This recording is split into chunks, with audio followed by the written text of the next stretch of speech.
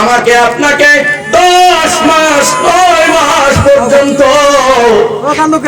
আপনাকে পেটের মধ্যে রাখিয়া গর্ভ ধারণ করিয়া, পেটের মধ্যে রাখিয়া গর্ভ ধারণ করিয়া সকল প্রকারের কষ্ট করার পরে মার পেটে যেই সময় আমরা ছিলাম, মাকে জিজ্ঞাসা করেন, মা আপনার পেটে যেই সময় ছিলাম গো মা, আপনার কি কষ্ট হয়েছে, আপনার কি দুঃখ হয়েছে, আপনার কি অসুবিধা হয়েছিল গো মা? মা জবাব দিতে পারবে না, চোখের পানি ঝারঝার করে ফেলবে। মাকে বলবে, মা তুমি কেন কাঁদছো? বলে, ও বাবারি, যেই সময় তুমি আমার গর্ভে ধারণ করেছিলে আমি ভালো করে একসঙ্গে ভালো করে খানা খাইতে পারি না, তুমি পেটের মধ্যে এমনি ভাবে থাকবা, তুমি পেটের মধ্যে এমনি ভাবে লাথি মেরেছ, আমি ভালো করে খানা খাইতে পারি নাই, ভালো করে ঘুমাইতে পারি নাই, আমি ভালো করে ইবাদত পর্যন্ত করতে পারি নাই। ওরে বাবা, আমার 10টা মাস এমন ভাবে চলে গিয়েছে, আমি এই দুঃখের কথা, এই কষ্টের কথা আমি তোমাকে প্রকাশ করতে পারবো না। ও যুবক ভাইরা গো, ও আমার পর্দার আড়ালের মা, ও মুরব্বী বাবাজি গো, আজকে যারা মা হয়েছে যাদেরকে জিজ্ঞাসা করুন, ও মা জননী গো, আপনি যেই সময় আপনার পেট থেকে আমি দুনিয়াতে এসেছিলাম, ও মা জননী গো, ওই সময় আপনার কি কষ্ট হয়েছে? আপনার মা জবাব দিয়া বলবে, বাবারে এই কথা আমি বলতে পারবো না। কেন না বলতে পারবো না? আমি তো এই অবস্থা হয়ে গিয়েছিলাম যেন আমি দুনিয়াতে আর সন্তান আমার পেটের মধ্যে রাখবো না, এত কষ্ট হয়েছে রে বাবা। যে সময় তুই বেটা সন্তান দুনিয়াতে জন্ম হওয়ার পর তুই যেই সময় বেটা কান্দিয়া উঠছ, আমি তোকে যেই সময় আত্মা বলে তুলে নিয়েছি, আমি তোর 2 গালে 2টা চুম্বন দিয়েছি, আমি মা সমস্ত দুঃখ ভুলে গিয়েছি।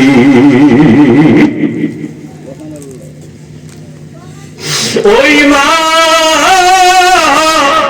কঠিন কিয়ামতের দিবসে সন্তান কেমনে ভুলবে? তাহলে ওই কঠিন কিয়ামতের দিনটা কত কঠিন হবে।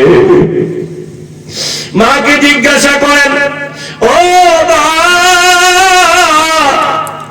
আমি যেই সময় দুনিয়াতে আসলাম আপনার কত কষ্ট হয়েছে?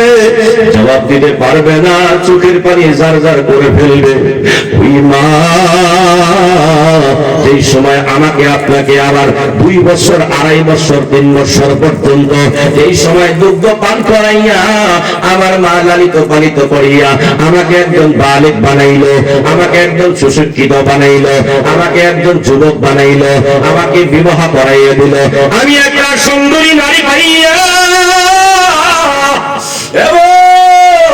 অবস্থা হয়ে গেল রে বাবাজি। জনম দুঃখী মাকে চিরদিনের জন্য ভুলে গেলাম। যেমনি একটা সুন্দরী নারীরা পাইয়া এমন ভাবে ভুলে যায়, এই পৃথিবীর মধ্যে প্রমাণের কোনো কমি নাই, হাজার হাজার প্রমাণ এরকম আছে রে বাবাজি। বাপ মার জন্য তার বাড়িতে এক মুষ্টি ভাতের ব্যবস্থা হয় না। সেই মা তোমাকে এত দোয়া এত কষ্ট করলো, পেটের মধ্যে রাখলো, তোমাকে লালিত পালিত করলো, তোমাকে দুনিয়ার মধ্যে ডেলিভারি অবস্থায় জানের বাজি লাগাইয়া দিল, ওই মা আজকে কেমন করে তোমার কাছে পার হয়ে গেল? ওই মার কথা যদি আপনি ভুলে যাই, আমি যদি আজকে ভুলে যাই, আজকে এই ময়দানের মধ্যে যাদের ঘরে বাবা নাই মা নাই, তাদের চোখের দিকে তাকায় দেখুন চোখের পানি চলে আসছে। তার কারণটা হলো আমি অধম নারায়ণের 2-3 বছর বয়সে আমার বাবা এই দুনিয়া থেকে চিরবিদায়, আমার 14 বছর বয়সে আমার মা দুনিয়া থেকে চিরবিদায়। বিশ্ব নবী জনাবে মুহাম্মদুর রাসূলুল্লাহ সাল্লাল্লাহু আলাইহি ওয়াসাল্লামের জন্মের আগে বাবা হারা, আর 6 বছর বয়সে আমার মায়ের নবীর মা দুনিয়া থেকে চিরবিদায়। এই জন্য আমার মায়ের নবী, আমার দয়ার নবী জনাবে মুহাম্মদুর রাসূলুল্লাহ মা বাবা সম্পর্কে স্পষ্ট অনেকগুলো হাদিস পড়ে গিয়েছেন। ওই হাদিসের ব্যাখ্যা, ওই হাদিসের আলোচনা করতে গেলে মনটা যেন কেমন হয়ে যায়। এই জগতে যাদের বাবা আছে, যাদের মা আছে, তারা আজকে বুঝতে পারে নাই। যাদের মা বাবা দুনিয়া থেকে চির বিদায় হয়ে গিয়েছে, তাদেরকে জিজ্ঞাসা করুন, তাদের মনের বেদনা আমার আল্লাহ ছাড়া আর কেউ বুঝে না। মায়ের দোয়া লাও হে মুমিন, মায়ের দোয়া লাও, মায়ের দোয়া লাও হে মুমিন, মায়ের দোয়া লাও, মায়ের দোয়া লাও হে মুমিন, মায়ের দোয়া লাও।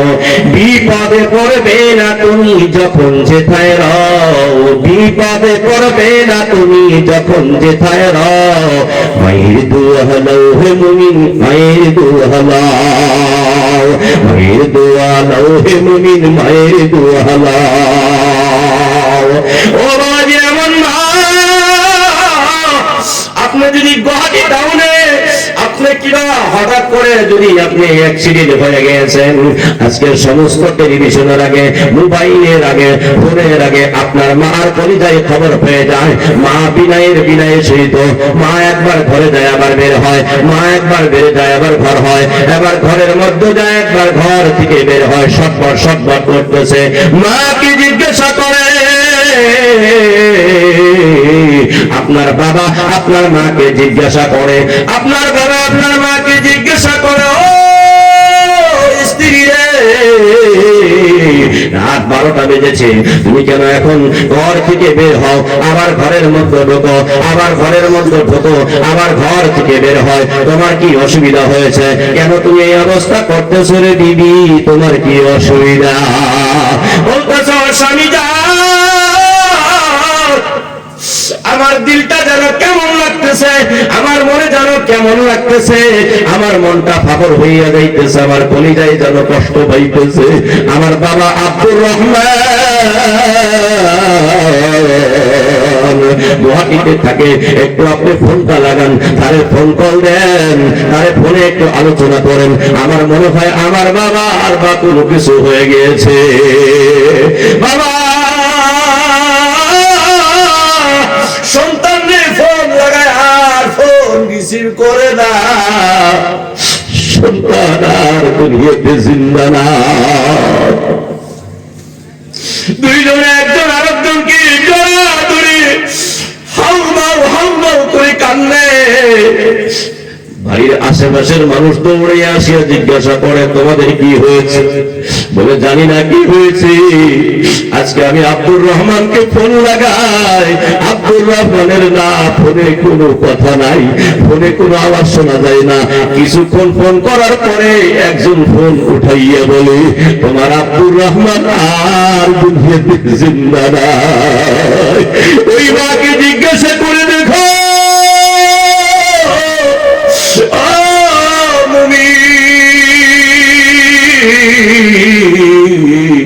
ওই বাবাকে জিজ্ঞাসা করে দেখুন, ওই মাকে জিজ্ঞাসা করে দেখুন, ওই মাকে জিজ্ঞাসা করিয়ে দেখুন, ওই বাবাকে জিজ্ঞাসা করে দেখুন, তাদের অন্তরের বেদনা আমার আল্লাহ ছাড়ার কেউ বোঝে না। দুনিয়ার টেলিভিশনের আগে, দুনিয়ার সমস্ত কানেকশনের আগে আমার আল্লাহ রাব্বুল আলামিন মায়ের কলিজায় আগা, কলিজায় এই আগা এই লাগাইয়া দিয়েছেন, সম্পর্ক লাগাইয়া দিয়েছেন, কলিজার মধ্যে খবর দিয়ে দিয়েছেন, বলে তোমার আব্দুর রহমান আর দুনিয়াতে জিন্দা না। ও বাবাজি মুরব্বীরা, ও আমার যুবক ভাইরা, আজকে যদি আপনাদেরকে বলি, আপনাদের ঘরে ঘরে, আপনাদের ঘরে কার কার আব্বা নাই, কার আম্মা নাই? কোন মানুষ আছেন তো যাদের আব্বা নাই, যাদের আম্মা নাই, মা নাই, বাবা নাই, দুইজনই নাই, একজন আছে একজন নাই, এই মতো যারা আছেন, এই ময়দানে যারা আছেন গো, দয়া করে একটু হাত উঁচা করে দেখাইয়া দাও। এই মানুষগুলার অন্তরের দিকে আল্লাহ তোমার এই বান্দাদের অন্তরের দিকে একটু তাকাও।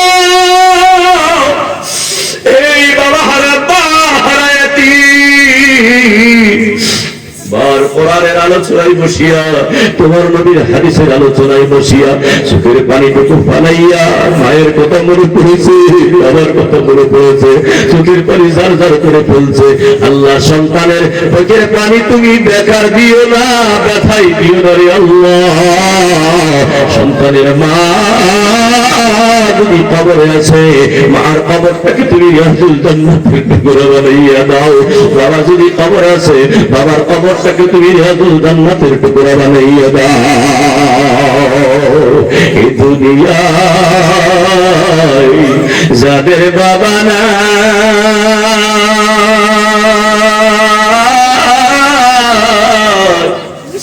এ দুনিয়া যাদের মা গোনা,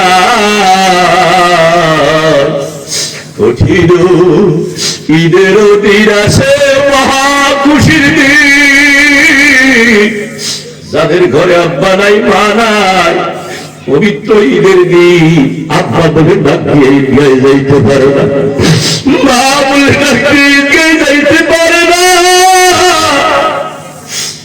আল্লাহ, ছোট ছোট বাচ্চাদেরকে জড়াইয়ে ভরিয়ে বলে আব্বারে চল ঈদগায় যাই, তোর দাদা চল ঈদগায় যাই, তোর দাদার দাদি নাই, চল বাবা চল। নামাজ পড়িয়া ইমাম সাহেবের সাথে দাদা দাদির জন্য একটু দোয়া করবো, মা বাবার জন্য একটু দোয়া করবো।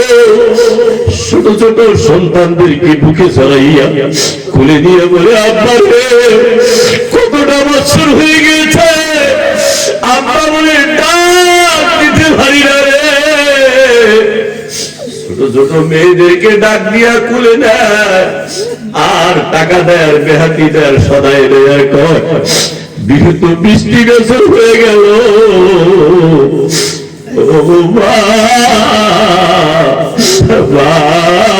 বলে ডাক দিতে পারি না। এই জীবনে এই জগতে যাদের মা নাই বাবা নাই, তাদের অন্তরের বেদনা আমার আল্লাহ ছাড়া আর কেউ বুঝতে পারবে না। মায়ার নবী, দয়ার নবী জনাবে মুহাম্মদুর রাসূলুল্লাহ ছোট্ট অবস্থায় আমার দয়ার নবীর জন্মের আগে দুনিয়া থেকে চিরবিদায় আব্বা যান। এবার আল্লাহর নবী ছোট ছোট বাচ্চাদের সাথে একটা ময়দানে খেলা করতে গিয়েছিলেন। ময়দানে খেলা করতে করতে ওই দিন মদিনার মধ্যে বাজার ছিল, ওই বাজার থেকে মদিনার থেকে সকল ছেলেদের ছোট ছোট ছেলেদেরকে তাদের আব্বা আসছে, কারোবার চাচা আসছে, কারোবার বড় ভাই আসছে, হাসিয়া হাসিয়া সকল বাচ্চাদেরকে কোলে নিয়েছে, বেহাতি দিয়েছে, সদাই দিয়েছে, আর দিয়া বলছে কোলে নিয়ে তাদেরকে বাড়িতে নিয়ে গিয়েছে। বিশ্ব নবী জনাবে মুহাম্মদুর রাসূলুল্লাহ ওনার তো জন্মের আগেই দুনিয়া থেকে চিরবিদায় আব্বা যান। এবার বিনয়া বিনয়া পাথরের উপরে বসিয়া বসিয়া বিনয়া বিনয়া কাঁদতেছে আর বলতেছে আমার কি জগতে বাবা না, আমাকে তো কেউ কোলে নেয় না, আমাকে তো কেউ চুম্বন দেয় না, আমাকে তো কেউ বুকে নেয় না। এই কথা মনে পড়িয়া একটা পাথরের উপরে বসিয়া বসিয়া আমার মায়ার নবী বিনয়া বিনয়া চোখের পানি ছাড়ছে। একটু পরে হযরতে মা আমিনা দেখে মুহাম্মদ তো বাড়িতে আসে না, এক কদম দুই কদম করে করে, এক পা দুই পা করে করে আগায় আগায় যা দেখে আমার মায়ার নবী একটা পাথরের উপরে বসিয়া বসিয়া বিনয়া বিনয়া কাঁদতেছে। আমার মায়ার নবীকে দেখিয়া মা আমিনা জড়াইয়া ধরিয়া করে নিয়েছে আর বিশ্ব নবীকে বলতেছে বাবা মুহাম্মদ রে কেন তুমি কাঁদছো, তোমার কান্নার কারণ কি? বলতেছে ও মা জননী গো,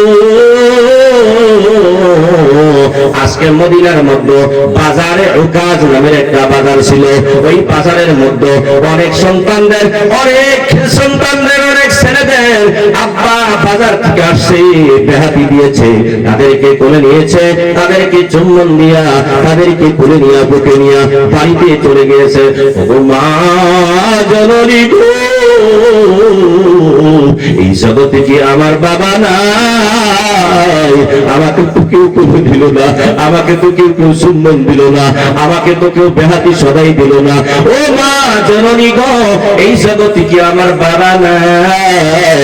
আমার মায়ার নবী, দয়ার নবী জনাবে মুহাম্মদুর রাসূলুল্লাহ এমন মায়ের সন্তান মা আমিনা আসমানের দিকে তাকায়, একবার সন্তানের দিকে তাকায়, একবার আসমানের দিকে তাকায়, একবার সন্তানের দিকে তাকায়। আসমান থেকে আমার আল্লাহ রাব্বুল আলামিন মা আমিনাকে আওয়াজ দিয়ে দিলেন, আমিনা বিশ্ব নবী হবে, আমার এই মুহাম্মদ বিশ্ব নবী হবে, এই নবীকে মিথ্যা কথা বলা যাবে না। ও আমিনা তুমি সত্য কথা বলে দাও। আমিনা বলতেছে, বাবা মুহাম্মদ রে,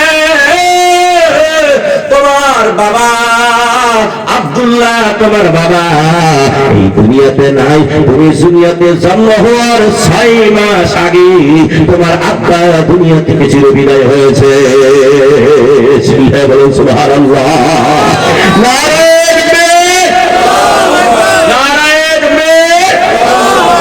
আমার মায়ের নবী এবার মা আমিনাকে বলতেছে, ও মা জননী গো, আমার আব্বার কবর কোথায়? আমি একটু আব্বার কবর দেখতে যাব। এবার আমার এই সন্তান শিশু নবী মুহাম্মদ আব্বার কবর দেখতে যাবে।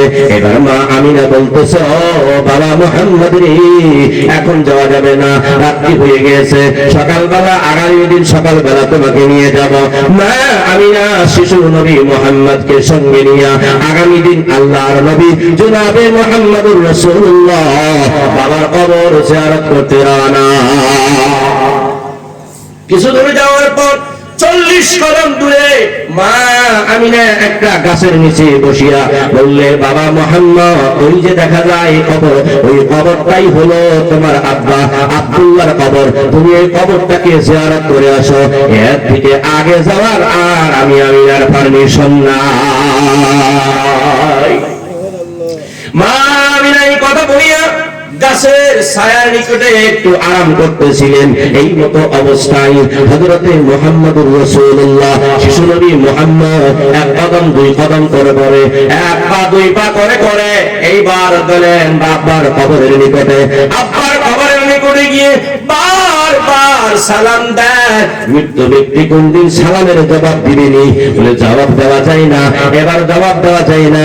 আল্লাহ রাব্বুল আলামিন, আল্লাহ রাব্বুল আলামিন হযরতে জিবরাইল আলাইহিস সালাতু ওয়াস সালামকে পাঠিয়ে দিলেন, ও আমার জিবরাইল, তুমি বিজলি আকারে চলে যাও, জলদি জলদি করে চলে যাও। আমার কথা আমার নবী মুহাম্মদ শিশু নবী মুহাম্মদ আর একবার যদি আব্বা বলে ডাক দিয়ে দেয়, তাহলে আমি আল্লাহ সহ্য করতে পারবো না। আমার নবী মুহাম্মদের সম্মুখে আব্দুল্লাহর ওই মুর্দা লাশটাকে আমি জিন্দা হিসাবে উঠায়া দিব। জিন্দা কি বলা যাবে? একবার সুবহানাল্লাহ। হযরত জিবরাইল আলাইহিস সালাতু ওয়াস সালাম কি সেকেন্ডের মধ্যে চলে আসিয়া শিশু নবী মুহাম্মদকে বললেন, ও গাইবী আওয়াজ দিয়া বললেন, বলে আপনি ঘুরে যান, আপনি যদি আর একবার একবার যদি আপনি আব্বাকে ডাক দেন, আল্লাহ রাব্বুল আলামিন আপনার কষ্ট সহ্য করতে পারে না। আল্লাহ রাব্বুল আলামিন আমাকে পাঠিয়ে দিয়েছে,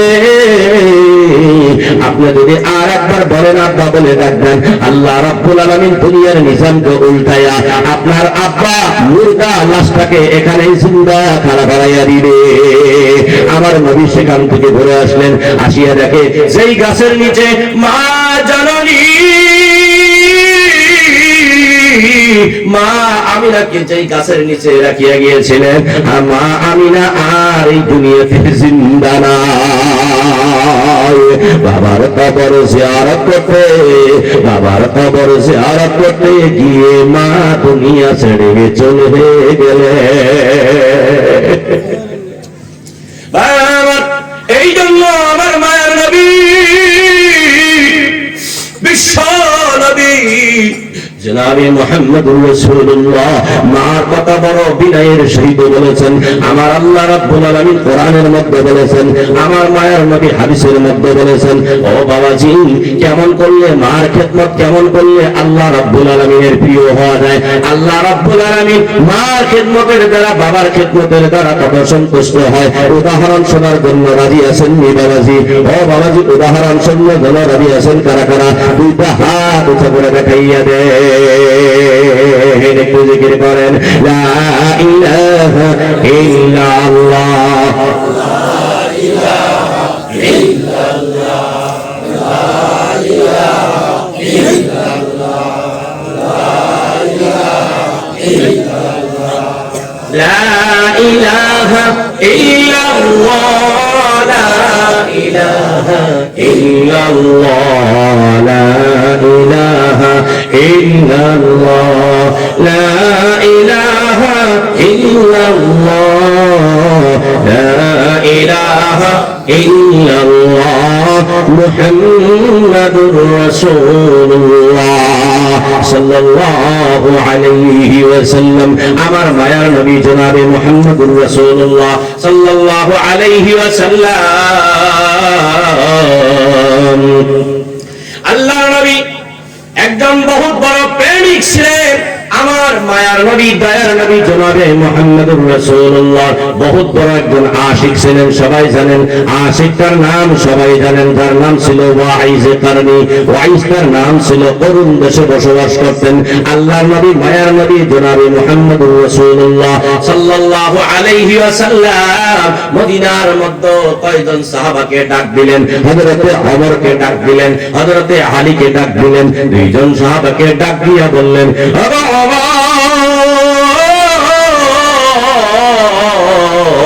ও আলী তোমরা দুইজন কোথায়? আমার নিকটে আসো। দুইজন সাহাবাকে ডাক দিয়া বললেন, বলে আমার এই জুব্বাটা, আমি আমার একজন প্রেমিক আছে, আমাকে ভালোবাসনেওয়ালা একজন ব্যক্তি আছে, আমার এই জুব্বাটা তুমি তাকে হাদিয়া করে আসো। বললেন ইয়া রাসূলুল্লাহ, ইয়া হাবিবাল্লাহ, এই প্রেমিক, এই প্রেমিক, যেই প্রেমিকের কথা আপনি বলতেছেন তার পরিচয় কি, তার বাড়ি কোথায়? আমার মায়ার নবী পরিচয় দিয়ে দিলেন। তার নামটা হলো ওয়াইস। অরুণ দাসের মধ্যে উনি জীবিকা করে, অরুণ দাসের মধ্যে বসবাস করে। তার ঘরের মধ্যে, কান্দের মধ্যে একটা ঝোলা আছে, জঙ্গলের মধ্যে বসবাস করে। গাছের পাতা খাইয়া জীবিকা বিকায়, গাছের পাতা খাইয়া জীবন যাপন করে, কোনো অন্য কোনো খানা খাই না। তার নাম হলো ওয়াইস, অরুণ দাসের মধ্যে বসবাস করে। এই জন্য মানুষ তাকে ওয়াইস করণী পাগল হিসাবে ওই দেশের মানুষে জানে। আমার মায়ের নবী ডাক দিয়া বললেন, ও আলী যাও যাও, আমার এই জুব্বাটা ওই ওয়াইস কারণীকে হাদিয়া করে আসো। চিল্লা কি বলা দেবো একবার সুবহানাল্লাহ।